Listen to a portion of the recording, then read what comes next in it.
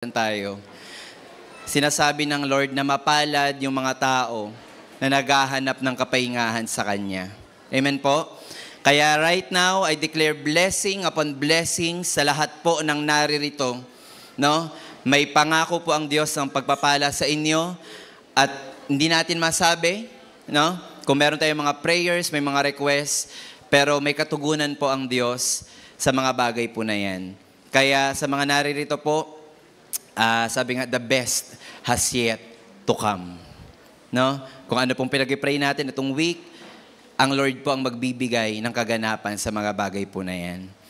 So, ngayong hapon po, ang atin pong pag-uusapan ay wisdom applied pa rin kung paano natin gagamitin ang karunungan ng Diyos, hindi karunungan ng tao, laban sa anumang tukso o temptation. Sabihin nyo sa katabi nyo, tukso. Hindi po siya yan, ha? Sinasabi ko lang po na sabihin nyo sa Kanya, huwag nyo sabihin na tukso. Ang gusto ko sabihin ay ipa-reiterate na ang pag-uusapan natin ngayong hapon ay tukso o yung temptation na tinatawag. So, sa atin pong opening verse, sabi po sa 1 Corinthians 10:13. Ayan, sabi dito, no temptation has overtaken you except what is common to mankind. And God is faithful. He will not let you be tempted beyond what you can bear. So ang tao daw po, lahat tayo ay dumadaan sa mga pagsubok na dinadaanan din ng ibang tao. At ang Diyos ay tapat na pag dumating ka sa pagsubok na yon, meron siyang rescue. Meron siyang pagtugon. So in short, yung problemang kinakaharap mo ngayon, yung temptation kung saan na parang tinetest ka ng kaaway, lagi mong tatandaan, there is still a way out. Hindi po ako naniniwala na ang tao na dumadaan sa pagsubok, yun na ang ikamamatay niya. May paraan ang Diyos para iligtas tayo, para ipagtagumpay tayo. Nasa atin kung paano tayo pagtatagumpayin ng Diyos. But when you are tempted, sabi dito, He will also provide a way out so that you can endure it. This verse, ito pong verse pa lang na to, parang sinasummarize niya na ang tao ay hindi exempted sa tukso at pwede kang iligtas ng Diyos sa tukso at kung mahuhulog ka sa tukso, magkakasala ka, ilalabas ka diyan ng Diyos. Amen po? So nandoon sa bago ka palang matukso at natukso ka na, meron pa rin paraan ng Diyos para kumawala. Amen po? So kung may mga pinagdadaanan tayo ngayon, dito pa lang sa verse na to, parang sila sabi ng Lord, makakawala ka dyan. Amen? Sabihin mo sa katabi mo, makakawala ka. Ayan. So tingnan natin, ano ba yung sinasabing tukso, no? I-define muna natin, what is temptation? Sabi po ng dictionary, it is the desire to do something, especially something wrong or unwise. Ang tukso daw po ay paggawa o desire mo na gumawa ng mali. Sino po dito yung alam ng mali pero nagagawa pa din? Ako lang. Parang ang laki kong mali. Sino po dito yung parang intentionally mali ito pero nagagawa mo? Di ba lahat tayo dumating sa pagsubok na yun, natitempt talaga tayo. At sabi dito, unwise daw yun.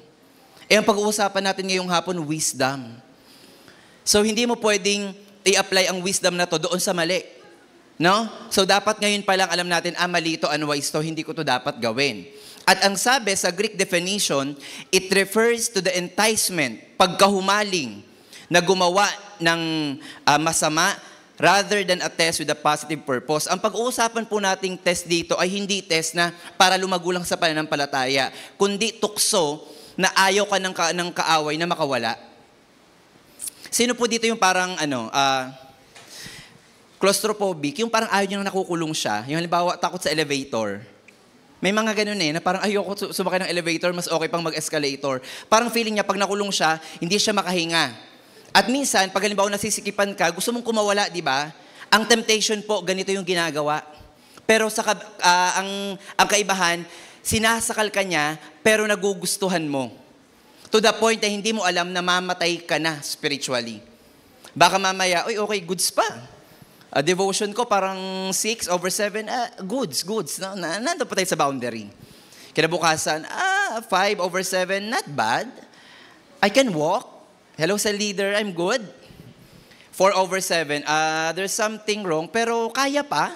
Kaya pa, leader, okay lang ako, kaya ko to, chill ka lang dyan, ha? I-report mo pa din ako.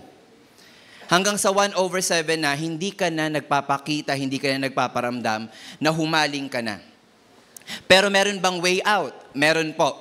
At ang sabi dito, reality check, no one is exempted in facing temptation. Huwag po natin sabi, me? Oh my goodness. Never pa akong natukso. Ilatag mo, iharap mo sa akin lahat, never ako matutukso. Wala pong tao na hindi pa natukso o na humaling sa anumang tukso.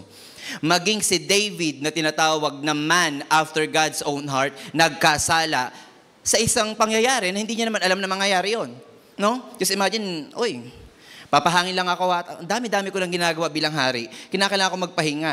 Pagkakita niya, may babaeng naliligo. Yun pa lang. Si David na yun, ang sinabi ng Diyos, si David, ang tao na halos kapareho ng puso ko, nagkasala pa. Tayo pa kaya? No? Na minsan nga hindi makakompleto ng devotion, galit ka pa pag sinasabihan ng nanay mo, anak, magsimba na, alam ko. Kakamusayin ka lang sa leader mo, nag-airplane mode ka na. Di ba? Yung sa leader na hindi kasama sa group chat, yung group chat nyo kasama ka, pero sa isang group chat hindi ka kasama. Pag kinamusta ka na, nakalagay offline, deactivated. No? Tayo pa kaya na dumadaan sa ganon? So napaka-prone natin sa tukso. In Hebrews 4, verse 15, sabi po dito, no one is exempted sa tukso, pero, sabi, this high priest, Jesus Christ, is considered our high priest. Understands our weaknesses. May nakakaintindi sa kahinaan mo, kapatid.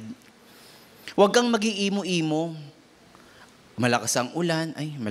Di na lang ako mag-SND. Naamoy ko na naman yung pabango. Nag-relapse ako, Lord. Papatay muna ako ng ilaw. Nakadungaw ka lang sa bintana. Walang nakakaunawa sa akin. Ako lang talaga to. Me against the world. Kapatid, right now, I rebuke you in the name of Jesus Christ. Sabi dito, Jesus Christ understands our weaknesses, for He faced all the same testing. Nalungkot ba ang Panginoong Jesus? Sagot. Umiyak ba siya? Umiyak siya nung namatay yung best friend niya na nagangalang Lazarus. Diba binuhay niya nga Sabi niya, Jesus wept. Hindi nga Jesus cry Jesus wept. Tumangis siya. Siguro naglupasay siya, best friend ko yan. Nalungkot ba siya? Nalungkot siya. Pero hindi siya nag-imo. Iwanan niyo muna ako, 12 ko. Ayoko muna kayo makita, Pedro. Gusto ko munang mapag-isa. Hindi nga, sinama niya nga, sumama kayo sa akin, mag-pray tayo. Bakit? Mamamatay na kasi ako, ipag-pray niyo ako. Hindi siya yung mamamatay na ako, kawawa naman ako. Wala nang nagmamahal sa akin. Ikaw, Pedro, i-deny mo ako, kawawa naman ako. Hindi siya na ganon. Pero lahat ng pwedeng tukso na gawin sa kanya, nagawa sa kanya. Tinrigger ba yung anger management niya? Sinampal siya nung high priest, si Caiaphas? Dinuraan siya?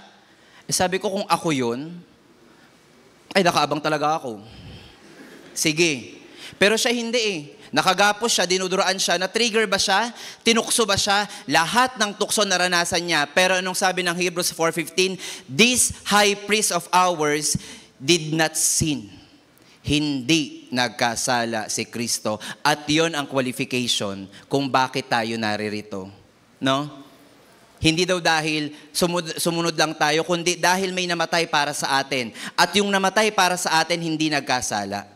Kasi kung yung namatay para sa atin nagkasala, hindi siya qualified para mamatay. Hindi lahat na lang tayo ipinako. Kaya nga sabi, para sa isa na lang. Once and for all, matapos na to. Once and for all, para ma-rescue kayo. Ako na ang mamamatay para sa inyo. Pero hindi alam ng mga tao during that time na yun ang katugunan ng prophecy. So uulitin po natin, next slide. Jesus was tempted but did not sin. No? So malinaw po yan. Wala nang question na, sure ka kuya, hindi siya nagkasala. Ang daming book sa Bible from Matthew, Mark, Luke, John, Acts, Romans, sinabi doon, hindi siya nagkasala. And even sa prophecy ni Isaiah, sabi doon, never siyang nag-utter ng word nung siya'y hinahampas. Sabi sa 2 Corinthians 5:21, Tagalog po ang kinuha ko, kailan may hindi nagkasala si Kristo, alang-alang sa atin. Hindi nagkasala ang Panginoong Jesus para sa iyo, para sa akin. Itinuring siyang makasalanan, siya ang ipinako eh. Alam niyo po, ang kamatayan sa cross, yan daw ang pinaka-nakakahiyang kamatayan. Pinakamasakit, pinaka-nakakahiya. Bakit? Hubad kang ipapaskil doon. Wala, kasi yung pinapanood natin yun sa Passion of Christ, may damit eh. Pero doon po wala. Just imagine, ipapakita ang kahubaran mo. Wala akong ginagawa, pero hinubaran niyo ako. At hinampas siya, ang sabi nga sa Isaiah, hindi mo nga malaman kung hayop pa ba to o tao eh. Pero dahil sa iyo kapatid, dahil sa akin, sabi diyan, kinailangan niya na hindi magkasala, pero sa kanya ibinigay ang sumpa. At ang sabi diyan, itinuring siyang makasalanan para sa pamamagitan niya ay maituring tayong matuwid sa Diyos. Just imagine, you are the unrighteous one, at ito yung righteous one, ibinigay natin sa kanya yung burden ng pagiging makasalanan para ikaw ay maabsuelto. Siguro po sa atin, parang mababaw lang yung anong ngayon ko na-absuelto. Pero sa mga nakulong ng ilang taon, sa mga nakulong ng sabihin na lang natin, because of curfew, naikulong kayo sa barangay. Di ba pagka sabi ng barangay, o sige, malaya ka na. Di ba parang ayaw mo na lumabas ng bahay kasi ayaw mo makulong. Yun po yung pakiramdam ng taong naabsuelto. Yung hinampas yung sabi nung judge sa korte, o absuelto ka na. Malaya ka na. Yun po yung pakiramdam. Kapalit ng buhay ng Panginoong Jesus. Pero uulitin ko po, lahat ng panunukso naranasan niya pero hindi siya nagkasala. Ngayon, paano po tayo tinutukso ng kaaway? No? Hindi naman tayo tinutukso ng Diyos. Hindi po tayo dumadaan sa pagsubok kasi, ay gusto ng Lord parusahan ako. Kasi hindi ako nakapag-SND eh. Parusa na tong.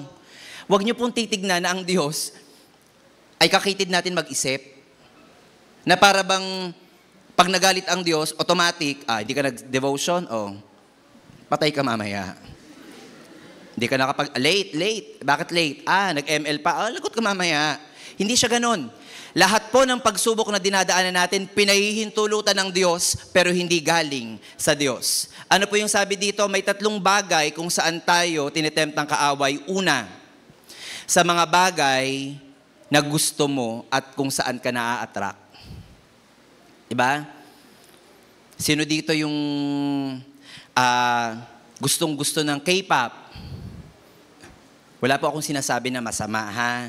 Huwag niyo po ako tignan ng masama. Pero kailan magiging masama?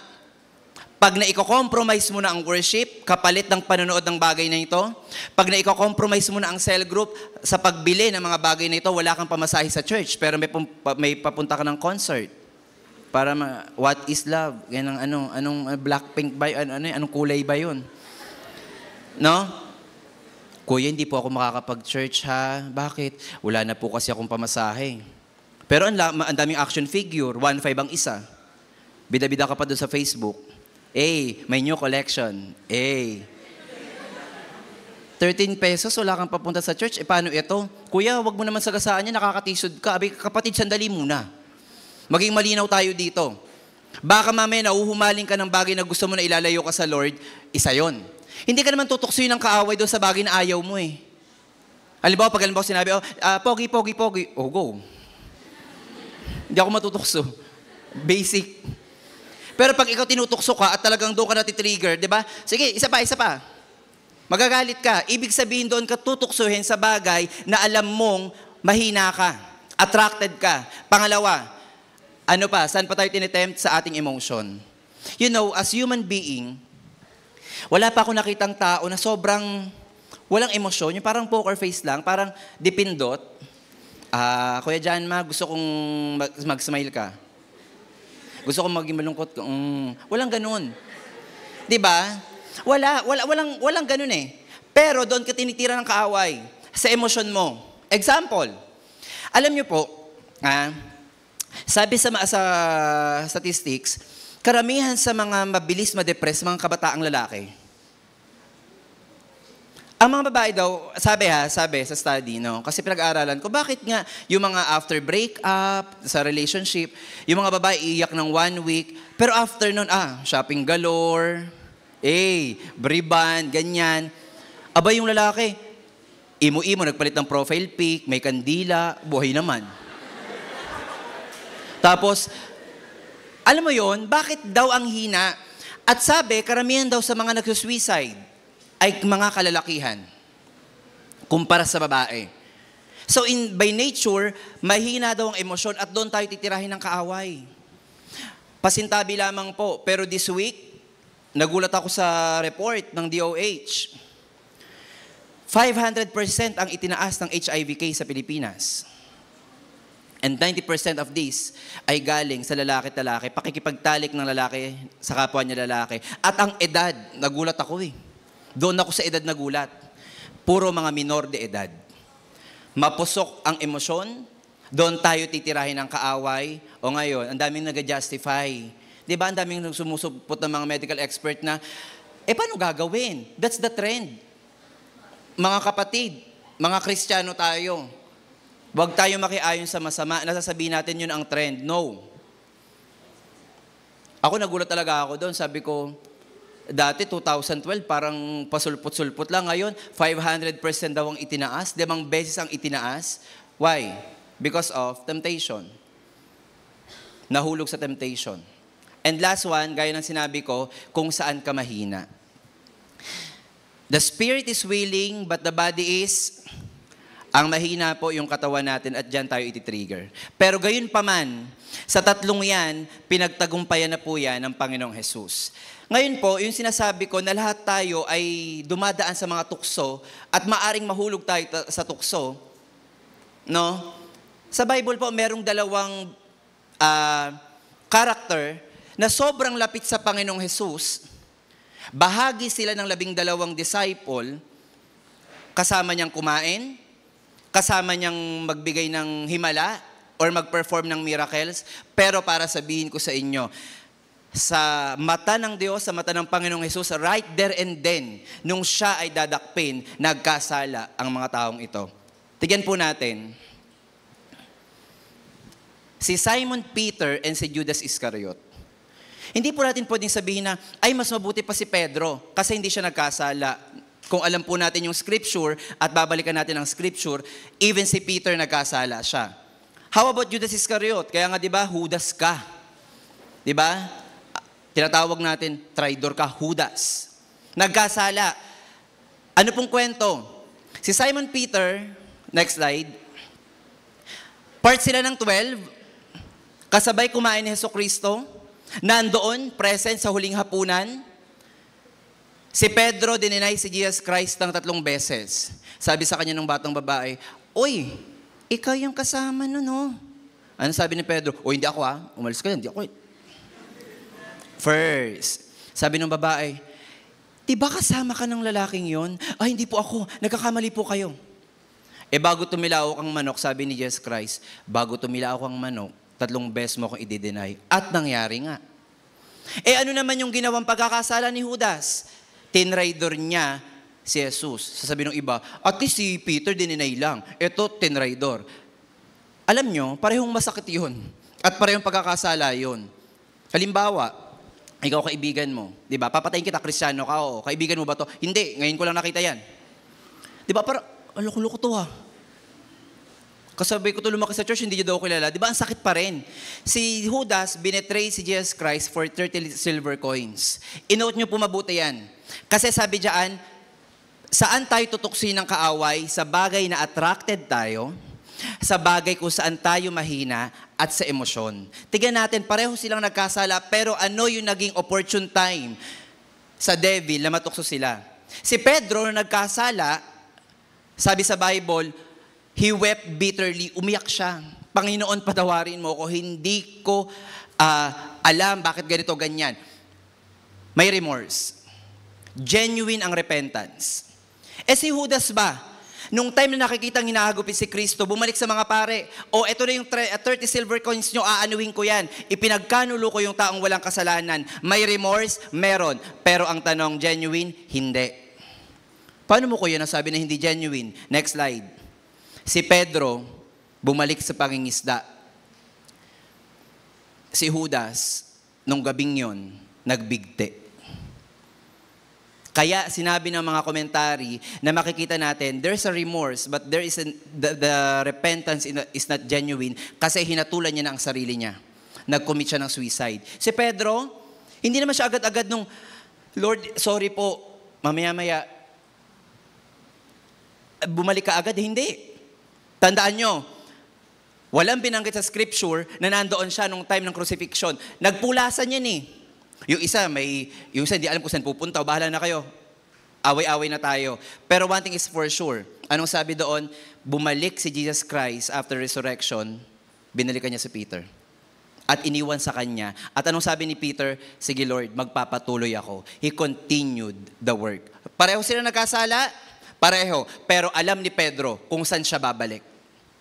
Si Judas ba? Alam niya kung saan siya babalik? Sana nalaman niya. Bakit? Kasama niya Kasabay niyong kumain. Malapit na to malapit na to. Pero nadaya pa. Tingnan natin yung instance kung saan sa Bible na inatake itong dalawa ng kaaway. Si Judas po, mahina siya pagdating sa pera. Bakit? Siya po ang treasurer. Sino ang treasurer ng tribe? Naku, parang ako ata yun. Sino ang treasurer ng tribe? Siya po ang tagahawak ng pera. Next slide. May isang instance na malapit nang mamatay ang Panginoong Jesus at may isang babaeng nagngangalang Maria, kung hindi ako nagkakamali, na nagbigay ng perfume. Yung perfume po na yon, sabi diyan, inilagay niya sa paanan ni Jesus Christ, ibinuhos niya, at yung buhok niya na mahaba, yun ang pinampunas niya. Sabi ni Judas, why wasn't this perfume sold and the money given to the poor? And di sana, itong babaeng ito naman, na aksayado, sana pinambili na lang yan ng pagkain para sa mahirap. Sabi ni Judas, sayang yan. Isang buwan sahod yan, Pero alam niyo po ba, hindi nga isang buwan, isang taong sahod. Yung pabango. Ano sabi niya? He did not say this because he cared about the poor, but because he was a thief. Magnanakaw si Judas as keeper of the money bag. Saan siya inatake ng kaaway? Sa bagay na mahina siya. Saan yon? Sa pera. At lahat po tayo, or yung iba sa atin, marami sa atin, may temptation pagdating sa pera. Sino po dito yung nagkaroon ng temptation pagdating sa pera? Ay, parang ako lang talaga. Sino po, hindi kayo natitempt sa halimbawa pag malaki yung pera, ay talagang itatago ko to, gugutumin ko yung sarili ko, bibili ako ng ganito. So isa po yun. At sabi diyan, he used them to help himself to what was put into it. So si Judas, tinukso ng kaaway dahil sa salapi.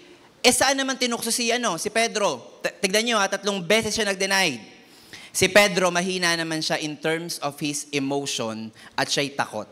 Example, when the disciples saw him walking on the lake, ang naglalakad po sa lake ay si Jesus Christ, they were terrified. Sabi nila, ay, yung multo ba yun? Diba, nakakatakot. Yung ganon. Yung mga kanina dito bigyan niyo ako ng beat. sabi ng mga nasa bangka, oh my God, it's a ghost. Sabi ng isa, oo nga, nakakatakot. Sabi nila, but Jesus immediately said to them, take courage. Huy, hindi ako multo. Ako to, huwag kayong matakot. Sabi ni Pedro, Lord, kung ikaw yan, sabihin mo nga sa akin na lumakad din sa tubig. Anong sabi ni Jesus Christ? Come. So, step 1. Step 2, not wavy, so kaya pa. Then Peter got down at the boat, walked on the water, and came toward Jesus. So palapit na siya. But when he saw the wind, he was afraid. Saan siya inatake? Doon sa kanyang emotion, kasi takot siya. Si Pedro po, sabi ng mga Bible scholar, tinukso siya doon sa emotion niya kasi si Pedro, hot-tempered na, matatakutin pa. Si Judas, matapang pero may problema, may issue sa pera. Pareho silang may butas, may loophole sila kung saan sila titirahin ng kaaway. At ang sabi dito, but when he saw the wind, he was afraid and beginning to sink, cried out, Lord, save me. At pag pinagpatuloy pa yan, sabi diyan ni Jesus Christ, you, na mahina ang maliit ang pananampalataya mo, bakit ka natakot? Kasi daw malakas daw yung hangin. No? Tayo ba, pag tayo tinutukso ng kaaway at nandito na sa point na parang, may way out pa ba? Sinasabi ba natin na, Lord, save me? Or ang ginagawa natin, I can do it. Kaya ko to. Ako muna, Lord. Standby ka lang dyan. Pag makikita mong mamamatay na ako, help me. May mga ganun kasing tao, no? So sinasadya na magkasala at pag nandoon na talaga, Lord, help me. Paano pa? No? Paano pa? Kung yung katawan mo talaga ay hindi na kaya, paano pa? So ano pong gagawin natin? What to do in times of temptation? Ano pong gagawin nyo? Si Jesus Christ, alam niya yung gagawin niya eh. Alam niya yung ginawa niya nung siya'y tinukso ng kaaway. Mamaya po, iisa-isayin natin kung paano siya tinukso ng kaaway. At tayo, paano naman, anong gagawin natin pag dumaan tayo sa mga tukso? No? Sabi diyan, tukso, layuan mo ko. Alam niyo po, ang tukso hindi yan lalayo sa inyo. Yan nga talaga ang nature niya, lumapit sa inyo. Sinong lalayo sa tukso? Sino po ang lalayo sa tukso? Lahat naman po kung lahat tayo may cellphone, di ba nanonood ko lang ng mga pusa na ang cute-cute, bigla may nagpapap, uy, ano to? Ba't ganito? Anong ginagawa ng iba? Ano kaya to? Yung iba, imbis na i-ex, nag-enter pa. So anong gagawin mo sa panahon ng tukso? Sa panahon na gustong-gusto mo makinig, pero may bumubulong sa'yo at nag-iingay ka, ano ang gagawin mo? No, kaya halimbawa kayo po ay nakikinig sa akin ngayon at merong bumubulong sa inyo at hindi ka makapakinig. Ano sabi ni Jesus Christ? Stay away from me, Satan. Ire-rebuke mo kaagad. Yung iba kasi ina-entertain. Satan, ikaw ba yan? Oo, parang iba yung boses mo ngayon. Dapat alam mo kaagad yung tinig no? Hindi mo na itatanong, Lord, give me the spirit of discernment. I want to discern. Iba na nga yung nararamdaman mo kahit hindi na wala ng discernment. Alam mo nang mali. Kitang-kita mo na nga mali. Mag-pray ka pa, Lord, is this you? Ano is this me? No? So ano yung gagawin natin? Number 1, wag po tayong mag-overthink. Na para bang, Diyos ko, kakatapos ko lang kahapon ng isang temptation. Ito na naman, Lord, ano ba? 24/7 ba to? Ano sabi diyan? Do not overthink. Sins enter when you fall into temptation. Kailan ka daw po magkakasala? Pag nahulog ka sa kasalanan, pag nahumaling ka. Ano po yung sinabi sa opening verse? Balikan po natin yung 1 Corinthians 10:13. No temptation has overtaken you except what is common to mankind, and God is faithful. He will not let you be tempted beyond what you can bear. Si Job po, sa panahon ng testing, alam niyo po ba na pag binasa niyo yung Bible at ini-imagine mo siya, ma-amaze ka eh. Kasi akala lang natin may dialogue. Pero alam mo ba sabi ni Jesus, sabi ng Panginoon doon, ng God the Father, saan ka galing? Satanas. Nagpaparito, palikpanaog, naghahanap ako ng matutokso eh. Ganun siya, makipag-usap. May nakita ka ba? May nakita ako doon, yung Job, yung faithful sa'yo. Naku palibasa kasi mayaman, tsaka maraming gusto ko ngang itempt eh. Sabi ng God the Father, pinapayagan kita pero wag mo siyang papatayin. Okay. So may permission. Just imagine, nagsasubmit ang kaaway sa Panginoon. Samantalang tayo takot na takot. No? Sabi niya, wag mo na siya papatayin. Okay. So una, tinanggal yung mga namatay lahat ng anak. Ano pong sabi ni Job? Sa Diyos nanggagaling lahat ng bagay, siya ang may karapatan kumuha, siya ang may karapatan bumawi, purihin ang Diyos. So to make the long story short, hindi po namatay si Job because of temptation. Ito po yung sinasabi na hindi kahahayaan ng Diyos na ikamamatay mo yung pagsubok na yan, lalo na't mananampalataya ka. There is still a way out. At syempre, kikilos ka. Kung ikaw halimbawa nakulong, maglalaro tayo ikukulong ko kayo dito. Dapat 10 minutes, makawala kayo dito. Ano gagawin mo? Gagawa ka ng paraan. Asan ang pintuan? Asan para makawala? Hindi nakatunganga ka lang doon. Lord, rescue me. Lord, ang dilim. So very dark here, Lord. Can you please rescue me? Huy. Binigyan ka ng Diyos sa kakayahan para lumayo sa tukso. Gamitin mo naman. At kung i-reason out, He's able, di ba? Kinanta nga natin, God is able. Oo, God is able. Pero kapatid, sandali muna. Nasa iyo ang Diyos. Ibig sabihin, able ka din.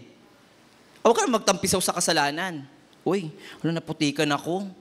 Halimbawa, puting-puti ako kanina, punta ako sa Robinsons. Pinayaan ko muna lahat bumaba. Sabi ko, nakaputi ako. Sabi ko, tagal naman bumaba. Hindi ako makikipagsabayan kasi madudumihan ako . Kung ako nadumihan ng isa, ano sabihin ko? Ay, madumi na ako. Sige, ikikis-kis ko na lang tol sa lahat para maging madumi na ako. Kapatid, walang ganon.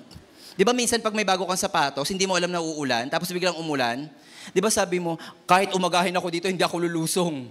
Hindi ko idudumihan to. Dapat ganon din tayo. Pag narumihan ka, balik sa Lord. Hindi yung, what if dumihan ko pa ng konti? Try lang, baka lang naman, pwede namang laban, may 1 John 1:9 naman. Nga dadaanan po natin yon. Anong sabi dito? Pangalawa, fix your eyes on Jesus on a daily basis. Next slide, please. Pag tayo daw po dumadaan sa temptation, i-fix mo lagi ang mata mo kay Jesus Christ. Alam niyo po yung mga kabayo, sino po dito nakapunta sa Intramuros? O kahit hindi na lang sa Intramuros. Basta may nakakita kayong kabayo na may sakay-sakay na tao, nakikita niyo po ba yung itsura yung sila parang meron silang takip sa gilid? Sa gilid po yung takip, wala po dito, hindi nabangga yun. Nandito, bakit nandito yung takip? Kasi hindi siya dapat ma-distract. Kasi pag wala yung takip na yun, wala, magwawala yun. Dapat daw po ganun tayo. Toon. May babaeng dumaan, toon. Yung mga kapatid mo, yung mga best friend nag-iinuman, toon. Dapat ganun ka. Kung literal na gumanon ka, pag dadaan ka sa kanto at alam mo na mangyayain ka, gumanon ka na kaagad. No? Huwag mo na sadyain. O baka naman, nakatakip naman po talaga kuya eh. Pero talagang, kuya, hindi ko mapigilan. No? Fix your eyes on Jesus on a daily basis. Sino po dito nagpipray bago lumabas ng bahay? Yung iba hindi nalabas talaga ng bahay na para hindi magkasala, hindi na ako lalabas. So, sino po dito yung nakaugalian na paglalabas ng bahay, mag-pray? At pag uuwi ng bahay, ito natutunan ko to kay Pastor Modi eh. Sabi daw sa kanya nung pastor ba na nakausap niya, lagi mo tatandaan, pagpapasok ka ng bahay nyo, siguraduhin mo na nakapanalangin ka. Kasi pwede yung mga burden na na-encounter mo sa labas, maipasok mo, awayin mo yung asawa mo, yung anak mo, di ba? So ang pag-pray daw po on a daily basis, dapat lagi nakatuon sa Panginoong Jesus. Bakit daw po? No? Sabi sa Hebrews 12, verse 1-2, let us throw off everything that hinders and the sin that so easily entangles. Just imagine, dinescribe po yung kasalanan na mabilis pumulupot sa'yo. And let us run with perseverance the race marked out for us, fixing our eyes on Jesus, the pioneer and perfecter of our faith. Nakakalungkot lang isipin, gaya po ng binanggit ni Pastor Ato kanina, may isang mananampalataya na nawala sa pagsamba, bumalik, then ang laki ng pinagbago physically, maybe sa pagsasalita din, then after some time, nawala ulit. And unfortunately, hindi na nakabalik. Ano pong sabi dito? Fixing our eyes on Jesus, the pioneer and perfecter of our faith. Mga kapatid, dumating ba kayo sa point na, Lord, nahihiya ako sa'yo, aayusin ko muna yung sarili ko bago ako bumalik?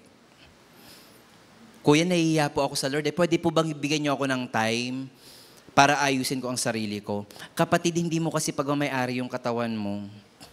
Hindi mo hawak ang isipan mo. Hindi ikaw ang magkukumpuni ng sarili mo, kundi ang Diyos. Huwag mong agawan ang Diyos ng trabaho. Pag-blessing, sabi sa Jeremiah 29:11, for I know the plans I have for you. Bakit pag mga blessing, sa Lord mo inaasa? Pero pagdating sa pagkukorek, Lord, aayusin ko muna yung sarili ko ha. Babalikan kita. Inasagasaan ka. Paano kita aayusin ngayon? Watak-watak ka na dyan.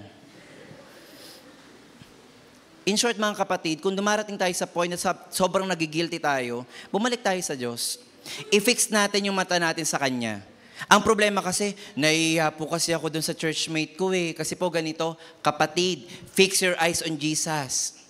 Hindi sinabi, fix your eyes on Janma. Fix your eyes to pastor. Fix your eyes to the usher. Hindi. Fix your eyes on Jesus because He is the pioneer and perfecter of our faith. Sino ang magtutuwid ng pananampalataya ng tao? Ang Diyos. Hindi mo kaya ituwid yan. Liko ka nga eh. Pag kayo ba nasisiraan ng cellphone, saan nyo dinadala? as a mercury to. Budbud lang to ng mefenamic, gagaling to eh. Alam mo kung saan dadalhin? Sa marunong mag-ayos, tama? Kung may sirang electric fan, alam mo kung saan pupunta. Pero bakit pag tayo na? Mas pinipilit nating ayusin yung sarili natin dahil kahit hindi naman natin trabaho, uulitin ko, wag po nating agawan ng trabaho ang Diyos. Trabaho niya po yun. Ano po ang trabaho natin? Manampalataya sa Kanya. The second one is build a healthy spiritual life, watch and pray. Nung ang Panginoong Hesus po ay bago siya mamatay, anong sinabi niya sa mga alagad niya? Sumama kayo sa akin, kayong tatlo. Pedro, Andres, si Juan ba yung isa? Correct me if I am wrong. Sumama kayo sa akin, Diyan lang kayo ha, mag-pray lang ako doon sa Gethsemane, sa inner part. Pagkabalik niya, next slide, ayun ng tatlo, puyat. Ano sabi ni Jesus Christ? Watch and pray so that you will not lead into temptation or fall into temptation. The spirit is willing but the flesh is weak. Sino po dito yung umaattend ng prayer meeting? Pag kayo ba nag-pray kung parang basic, easy, 1 hour prayer, easy. Hindi kayo parang naiinip, tumitingin sa ganyan, halimbawa, kapatid ikaw na. Tapos hindi kayo nag-pray, yung amen, amen, biglang, nararanasan niyo po yun? O ako lang talaga? Di ba nararanasan nyo? It is because there is already a self-denial na sinasabi ng katawan mo, hindi yan ikaw, hindi yan normal. Kaya ang sabi ng Lord, mag-pray ka kasi once na nag-pray ka, tinatalo mo yung flesh. Yun po yun. Kaya pag nag-pray tayo, parang ang daming distraction. Exactly, that's the temptation. Anong sabi ng Lord? Watch and pray. Hindi yung watch and pray na nag-online ka, pwede ka naman sana mag-on-site, watch and pray. Ako na ba? After 5 minutes, lipat mo nga sa ibang channel. Watch talaga. Hindi po yung watch. Magbantay ka, kapatid. Na baka habang nag-pray ka, may pumapasok sa isip mo. Ako madalas po, pag ako nagpe-pray, kahit sa kwarto, kasi nag-uwi ako ng prayer list, pinagpaalam ko po yun, ha? Yung prayer list na inuwi ko. Baka sabihin, magnanakaw to. Si Judas ata to eh. Pag ako po nagpipray, halimbawa nagpipray ako ganyan, syempre may background music. Biglang papasok na, may pasok ka bukas, ano nga pa rin gagawin? Tapos, Lord, bigyan mo ako ng concentration. Talagang minsan, I rebuke you in the name of Jesus. Tapos balik ulit. Pag gano'n na yung nararamdaman ko, alam mo, ang nararamdaman ko dito, grabing grabing ginagawa ng kaaway, ayaw niyo talaga ako mag-pray. Pag naranasan niyo po yun, grabing pagpapala po yan. Bakit? There is self-denial when it comes to prayer. At anong sabi sa kanila? Watch and pray. Mag-pray kayo. Hindi yung dumaan ka na sa pagsubok, binaba mo pa yung sarili mo. Nakapag-devotion ka na ba? Kuya, sobrang na-broken heart talaga ako Nakapag-devotion ka pa, Kuya, hindi ko po talaga kaya magbasa. Pero binabasa mo yung love letter nyo dati? Bible ang basahin mo, kapatid. Pag naguguluhan ka, Bible ang mo. Kung di mo kaya magbasa, makinig ka sa YouTube. May recorded. Kuya, hindi ko po talaga kaya makinig. Pero yung mga imo, nasa playlist mo. Kung di rin tayo sa... Diba? Kapatid, magbantay. At sabi, yung pangatlo po, be shaped by God's Word. Ano pong sabi dyan? Sa panahon na ikaw ay tinutukso, anong panlaban mo? Baka mamaya may mga tinatago-tago pa kayo dyan. Meron po ako dito yung kulay pulang unan. Bata pa po ako nung dinikito sa akin, pangontra. Meron po akong pulseras, yung kulay black tsaka yung kulay red na beads. Protection po ito. Kapatid, hindi yon. Ang sabi dito, be shaped by God's Word. Sino po dito nag-memory verse pa? Ano pong sabi sa Romans 6:23? All things, nakisabay naman yung iba. Anong sabi sa Romans 6:23? For the wages of sin, tama ba? Philippians 4:19. And my God will supply. Parang gusto kong magpa-recite. Kasi baka mamaya, wala kang provision, at halimbawa nagugutom kayo, walang dumatating na blessing, baka ibang mabanggit mo. Love will keep us alive. Papatay na. imbis na Philippians 4:19, and my God will supply all my needs according to His glorious riches. Tinutukso ko ng kaaway. My grace is sufficient for you. Dapat alam po natin yan. Baka mamaya, puro memes sa Facebook ang alam natin i-memorize. Sabi nga ni Vice ganda, lahat daw, wala. Sino ang sinasamba mo? Tignan po natin yung temptation kay Jesus Christ. Sabi diyan, tignan nyo po 3 beses siyang tinempt. At yung 3 na yon, yung una, yung patungkol sa, kung ikaw ang anak ng Diyos, gawin mong tinapay ang bato. Anong sabi ni Jesus Christ doon? Pero banggitin ko lang po bago yon. Then Jesus was led by the Spirit into the wilderness to be tempted by the devil. Tapos na po siyang i-baptize dito. Pinakilala na sa madla na ito ang kordero ng Diyos na nag-aalis ng kasalanan. At saan siya dinala? Ng Holy Spirit sa wilderness. It is about time na siya ay ititest ng kaaway. After fasting for 40 days and 40 nights, isang buwan kang hindi kumain, tendency, anong mararamdaman mo? Gutom, baka mamaya talagang gumagapang ka na sa gutom. Tama? Isang araw ka nga lang hindi pa kainin ng nanay mo eh. Walang ulam. Ito pa kayang 40 days. Anong sabi diyan? Lumapit ang tempter. The tempter came to him and said, if you are the Son of God. Huwag po kayong maniwala doon sa ang diablo po may sungay, nakakatakot yung pakpak, may buntot. Hindi po yan, kung ngayon ang lalapit sa inyo para manukso, tatakbo ka talaga. Hindi mo na sasabihin, layuan mo ako, ikaw ang lalayo. Ang tukso po, nagbabalat kayo yung gwapo. No? Ay, naku na naman.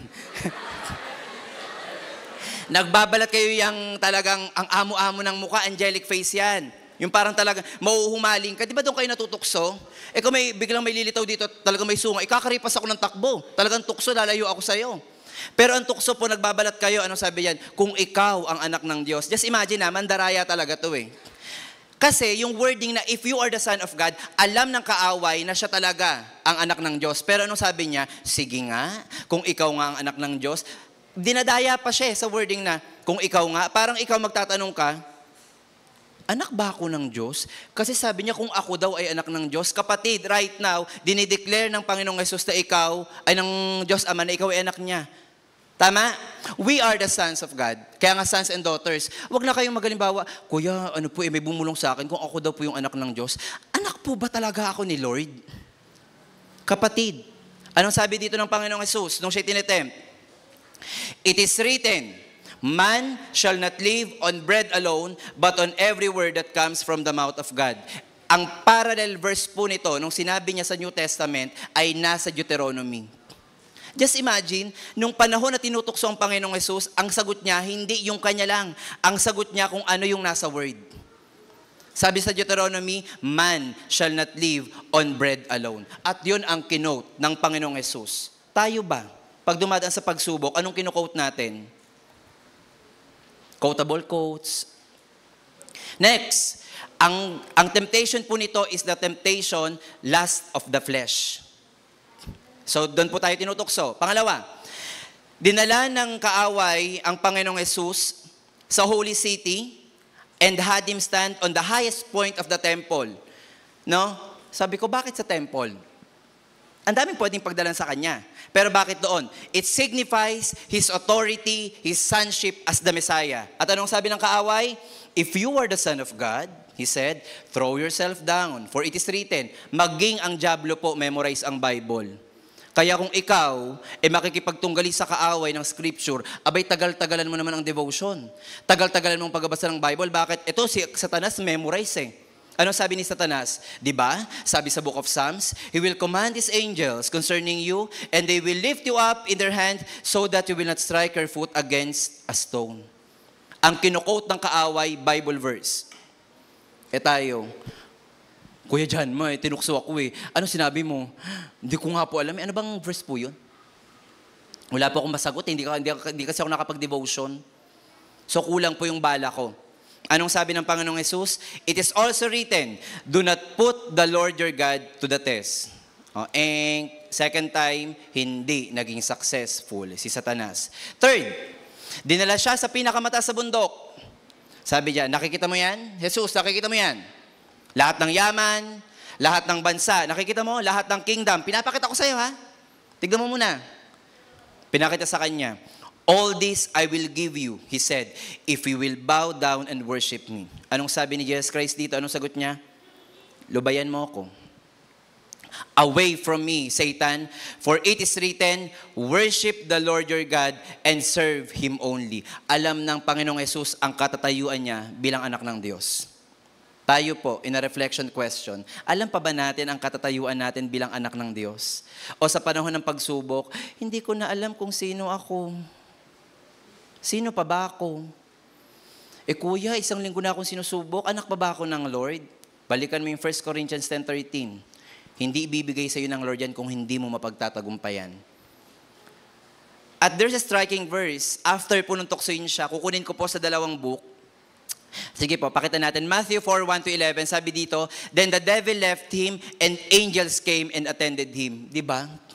There's a legion of angel na parang habang nag-uusap itong si Satanas at ang Panginoong Jesus, ang army ng angels nakatingin dyan. Ready ha, ready. Anytime, pag nagtawag tong Messiah, to the rescue. Just imagine, ganun angels came and attended him. Sinamahan siya ng angels. Imaginin mo, ikaw yon na napagtagumpayan mo yung tukso. Legions of angels ang ipapadala ng Diyos para mapagtagumpayan mo yan. Hindi ka ba parang relief? Pero may isa pong verse sa Bible, ganun din po, no? After tuksohin, sabi sa Luke 4:13, when the devil had finished all this tempting, he left him until an opportune time. Magalak po tayo na merong angels na ipapadala ang Lord para i-rescue tayo. Pero mag-ingat po tayo dahil hahanap ulit ang kaaway ng pagkakataon kung saan katutuksohin. At ang pagkakataon po dito, yun po yung pagpako na sa cross. Yun yung opportune time na akala ng kaaway, madedefeat niya ang Panginoon. Ano lang pong sinasabi? Sa panahon na ikaw ay mahuhulog sa temptation at alam mo kung saan ka babalik, laging may rescue ang Panginoon sa'yo. Angels came and attended him. Ginamit po yung angels, legion of angels ang naka-attend sa'yo. Next, check po natin, ano bang laman ng puso mo? Humble pa ba yan? Or baka naman, kaya ko na to, Lord, kaya ko to, Lord, kaya ko to. Diyan ka na lang muna. Yung mga mabibigat sa'yo, yung magagaan akin. Yan ka na naman. Tinanggalan mo na naman ang trabaho ang Diyos. Proverbs 3, verse 5-6, alam po natin yan, di ba? Trust in the Lord with all your heart. Ibigay natin lahat sa Lord. Patience. Pag may pagsubok po ba at ang tagal-tagal ng pagsubok, naghihintay ba tayo sa katugunan ng Lord o kumikilos ka ba tayo sa sarili mo? Lord, ang tagal 24 hours na, Lord. Wala pang katugunan. Gagawa na ako. Ako na to. Para ka bang si Saul? Napakatagal naman ni Samuel. Mag-o-offer na lang. Offering na, Wala pa yung drummer. Ako na mag-drum. Gaya ka ba ni Saul? Na hindi makapaghintay? Sabi ni Samuel, ano naririnig kung may mga tupa dyan? Ang tagal-tagal mo nag-offer na ako. Ano sabi ni Samuel? Dahil sa ginawa mong kalapastanganan sa Diyos, hindi ka makapaghintay, pues, wala na sa mga lahi mo ang magiging hari. Stop na yan. Stop. Just imagine, hindi na nakapaghintay. Ano pa? Reverence for God. Importante pa ba yung sinasabi ng Lord sa'yo or parang opinion na lang? Lord, sa tingin mo ba kung ako ay ganito, okay lang sa'yo? Sabi ng Lord, hindi. Okay, pero try ko pa rin ha. Option mo na lang ba ang sinasabi ng Lord? Ko pa rin ba yung nasusunod? Yung tipong, Lord, bigyan mo po ako ng trabaho, i-promote mo ako, pero hindi po maapektuhan yung Sabado at Linggo. Binigyan kang trabaho. Ang day off mo, Monday, Tuesday. Saturday, Sunday, nasa work ka. Sa leader ka. Lord, hiningi ko lang naman yung binigay mo naman, binigay mo, hindi paano gagawin, hindi kukuhanin ko to. Wait lang, importante pa ba ang sinasabi ng Lord sa'yo or opinion na lang? Baka mamaya, paminsan-minsan lang hanggang sa nalublob ka na dyan. And number 4, gratitude and contentment. Kontento pa ba tayo sa meron tayo or parang, I want more. I want more of this. I want more of this. To the point na hindi mo na na-check yung attitude ng heart mo. Pang-apat po, at syempre yung pinaka-basic na dapat gawin, flee from temptation. Nothing comes out of negotiating with temptation. Do not compromise. Do not compromise. Meron po akong maikling kwento, iiklian ko lang to, no? Meron daw tatlong believers. Sabi ng isang believer, paano, yung pang-apat, sabi niya, bibigyan ko kayo ng sitwasyon. Paano kung makakausap nyo si Satanas, anong sasabihin nyo? Sabi ng isang believer, ako muna. Sabihin ko kay Satanas, kung harap-harapan niya, sabihin ko sa kanya, ikaw, bakit ka nagkasala? Bakit hindi ka na kontento? Worship leader ka na eh. Nandoon ka na, nakakakayat ka doon sa kataas-taasan, no? Tapos ganyan ka pa. Bakit ganyan ka? Sabi ng pangalawang believer, ako naman. Ang sasabihin ko sa kanya, bakit kasi hindi ka humingi ng tawad sa Diyos nung nagkasala ka? Sana humingi ka ng tawad. Ikaw kasi talaga eh. Alam mo, sabi ng pangatlong believer, hindi ko siya kakausapin. Kailan nakipag-usap ang Kristiyano sa demonyo? Ano pong sinasabi? Pag alam mong tinetempt ka, huwag mo entertain. Pag alam mo na yan ay galing sa mali, galing sa dyablo, stop mo na. Wait lang Lord, parang mali na to. Mali na yung nararamdaman ko, mali na po ata yung kinikilos ko, stop na to. Hindi yung parang, malay mo naman, test of faith to. Titibay yung pananampalataya ko. Unti-unti ka nang nalulugmok, tigilan mo na. Flee from temptation. Hindi po kailanman lilipad ang tukso, kundi ikaw ang dapat lumayo sa tukso. 2 Timothy 2 verse 22, flee the evil desires of youth and pursue righteousness, faith, love, and peace, along with those who call on the Lord out of a pure heart. Mahirap po itong gawin. Magkaroon ng pure heart, napakahirap. Pero ang sabi po dyan ng Lord, ibibigay niya naman kung ano ang laman ng ating pananampalataya.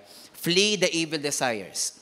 Nagde-desire ka ba ng mas mataas pa na posisyon, pero may hiwalay ka sa Lord? Do not compromise. Mailalayo ka ba ng tao na to? Sabi sa Wisdom Applied Relationship, mako-compromise ba ang pagiging Kristiyano ko sa taong ito? Alam mo kaagad kung yan ay para sa Diyos at hindi. Flee the evil desires of youth. Binanggit po dyan yung youth. Ibig sabihin po yan, hindi yung kagaya po ninyo, kagaya natin na mga bata, kundi yung mga bata pa sa pananampalataya. Prone sa tukso yan. No? At ang sabi dyan, along with those who call on the Lord out of a pure heart. Tumawag tayo sa Diyos na may pusong dalisay. At ang sabi po dito, kanina, ano daw yung dapat nating gawin kung tayo ay nahulog sa tukso? Yung binanggit ko po kanina na 4. Ngayon, what if you have fallen into temptation for several times? Sabi nila, ang unang pagkakamali, katanggap-tanggap. Yung pangalawa, parang kasalanan mo na yon, na in-entertain mo. At same sin, pangatong beses mo ginawa, parang kakaiba na yon. May spirit na yon. Pero anong sabi diyan? Given. Nasabi sa 1 Corinthians 10:13, na tayo ay nahulog sa tukso. Anong sabi dito? Anong sabi sa 1 John 1:9? Pakita po natin. 1 John 1:9. If we confess our sins, He is faithful and just and will forgive us our sins and purify us from all unrighteousness. Kung darating man po, mga kapatid, na mahulog tayo sa temptation at nagkasala tayo, huwag naman po sana gawin natin itong laging panakip butas. Gagawa ko ng kasalanan kasi may 1 John 1:9, sinulat yan kasi nga makasalanan tayo. Pero kapatid, tignan po natin mabuti. If we confess our sins, He is faithful and just. At para sabihin ko po sa inyo, pag sinabi daw na ikaw ay nag-confess, ang katapat daw po ng confession, ang kasunod ay repentance. At pagpapakitang repentance, pagpapalit ng buhay, pagbabago ng buhay. Ngayon, hindi po maituturing na confession kung after mo humingi ng tawad, nag-swimming ka pa ulit sa parehong kasalanan. Tapat ang Diyos, mahabagin ang Diyos, may hustisya ang Diyos. Pero babanggitin ko po sa inyo, God cannot be mocked. Hindi po natin madadaya ang Panginoon. Ulitin ko po, hindi po natin madadaya ang Panginoon. Wala pong may kakayahan dito. Meron po ba dito may kakayahan na nakakabasa ng isip ng tao? Nababasa niyo po ba ang laman ng puso ko? Alam niyo po ba yung susunod kong gagawin pagkatapos ko bumaba ng pulpito? Wala po. Kaya nga po malaya tayong i-confess sa Lord, Lord, dito ako mahina eh. Kaya nga po sabi ni Pedro, di ba? 3 times I plead to the Lord. 3 beses ko inilapit to sa Lord. Lord, tanggalin mo tong thorns sa flesh ko. Hindi po sinabi kung anong thorns sa flesh yun. Hindi po ini-specify. Ano pong sabi ng Panginoong Jesus? Ano pong sabi sa kanya ng Panginoon? My grace is sufficient for you. Pablo, sapat ang kahabagan ko sa'yo. Tapat ako, mahabagin ako. Pero ano pong sabi sa 1 John 1:9? Confess our sins. Last week, ano pong topic natin? Power of tongue. And part ng declaration ng power of tongue is confession. Pag nag-confess po tayo, pag nag-repent po tayo, hanggat maaari, wag na nating balikan yung bagay kung saan tayo bumagsak doon sa kasalanan na yon. Pero sabi nga, may habag ang Diyos para muli kang iahon, no? Iligtas, i-rescue. Sa pagkakataon pong ito, may gagawin po tayo. Pero pag gagawin po natin ito, in a sense, na alam natin yung katatayuan natin bilang anak ng Diyos. Kung ngayon, may bumubulong sa'yo, kung anak ka ng Diyos, if you are the Son of God, ngayon i-declare mo na, I am the Son of God. Anak ako ng Diyos, at dahil dyan, may i-confess ko po ito. Magkakaroon po tayo ng confession, no? At pag ginagawa po natin to, pwede po bang seryosohin natin na parang kinakaharap po itong pagsubok na to?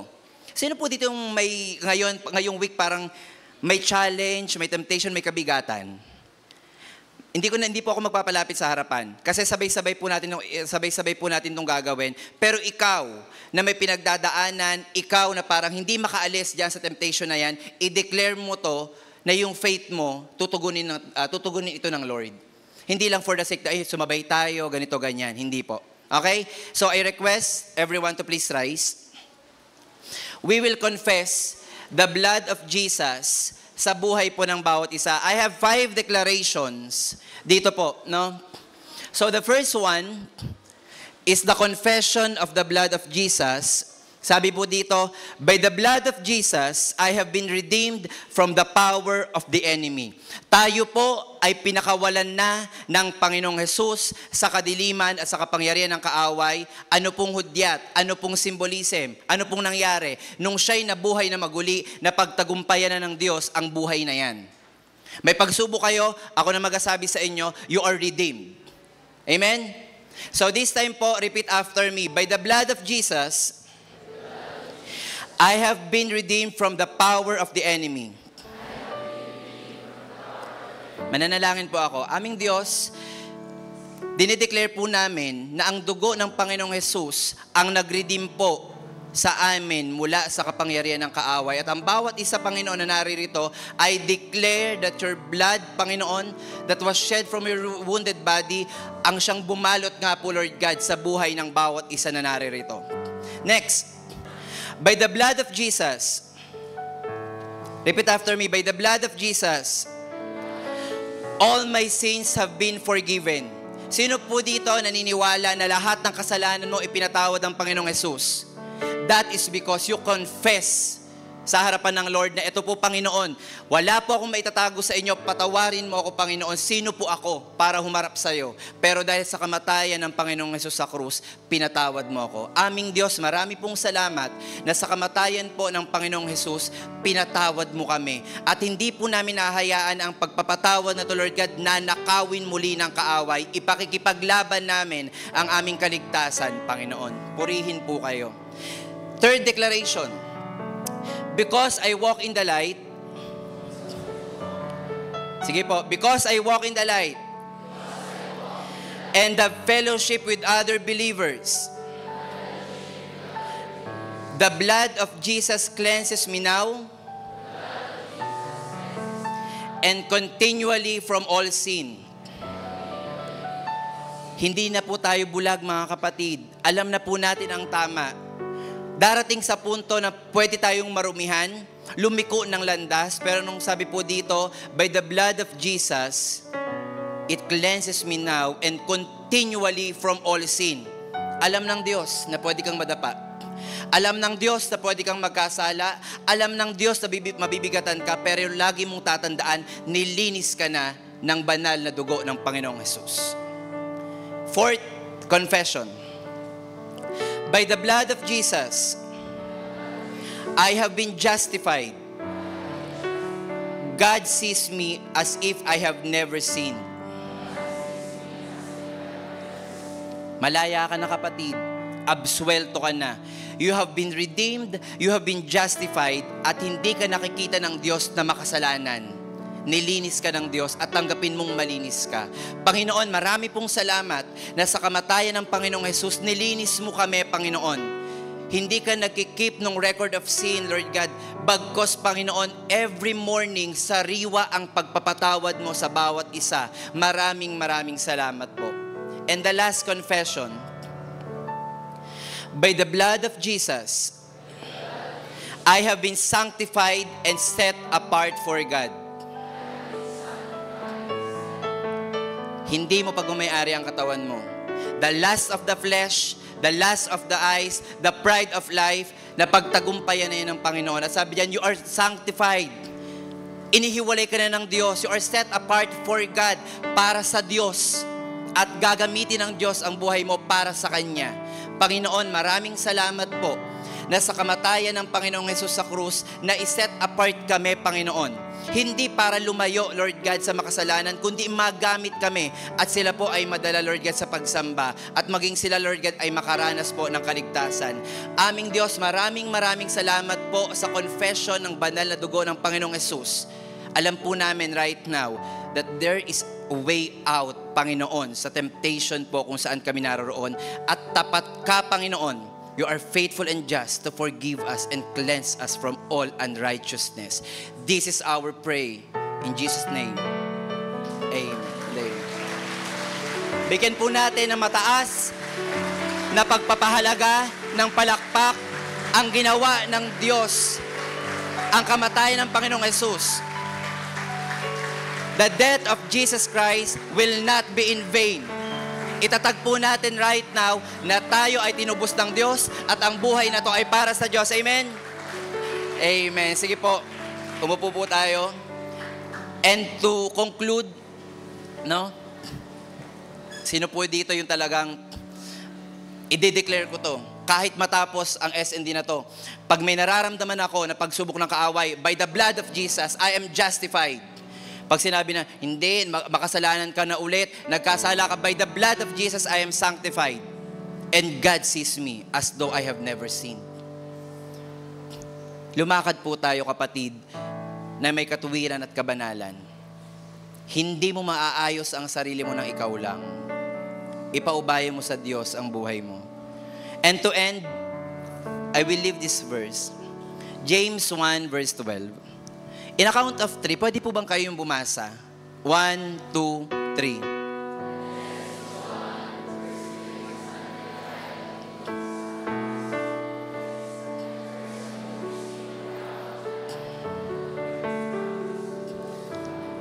Ulitin ko lang po, no?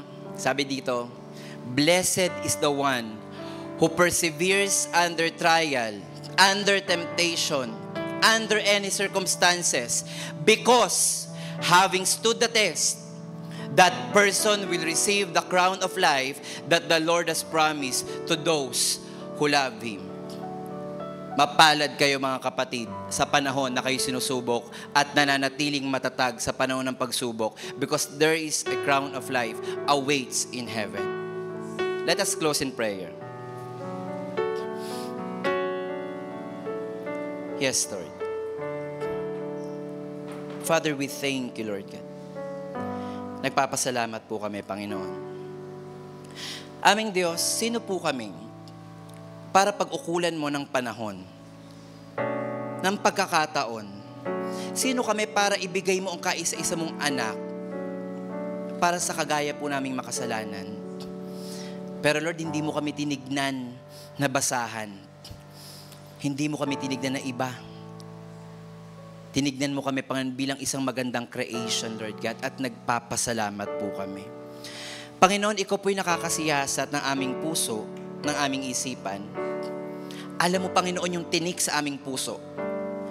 Ikaw po yung nakakaalam ng temptation, kabiguan, mga tukso ng kaaway, na for how many years or ilang linggo, ilang araw, Panginoon, nararanasan namin, ayaw kaming lubayan. Pero Lord, sabi mo, your grace is sufficient for me. Pinangahawakan ko po ito. Pinangahawakan po namin ito, Lord God. At ngayon po, Panginoon, yung wisdom po na natutunan namin upang labanan yung kahit anumang tukso ng kaaway, i-apply po namin ito. Dahil Lord God, sinabi mo na pagtagumpayan mo na po ito, Lord God, as our high priest, you did not sin, Panginoon. Salamat po sa Panginoong Jesus. Salamat po, Ama. Salamat po sa pagsama ng banal na Espiritu. Purihin ka po aming Diyos. Ito po yung aming samot dalangin sa pangalan ni Jesus. Amen, amen. Sige po, isang malakas sa palakpak para sa ating Panginoon.